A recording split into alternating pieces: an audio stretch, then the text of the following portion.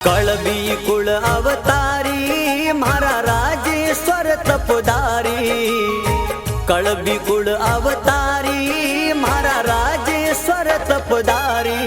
थोरा शरण कमल बलिहारी कलयुग में महिमा भारी। थोरा शरण कमल बलिहारी कलयुग में महिमा भारी।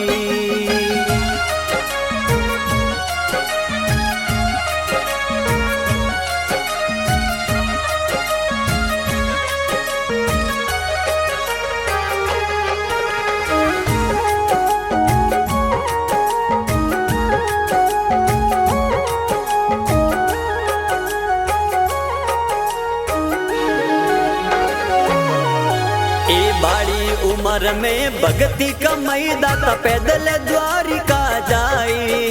ये बाड़ी उम्र में भक्ति कमाई दाता पैदल द्वारिका जाई। उठाने मिलिया कृष्ण मुरारी मारा राजेश्वर तपदारी।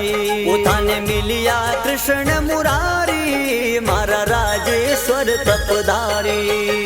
कळबी कुळ अवतारी मारा राजेश्वर तपदारी।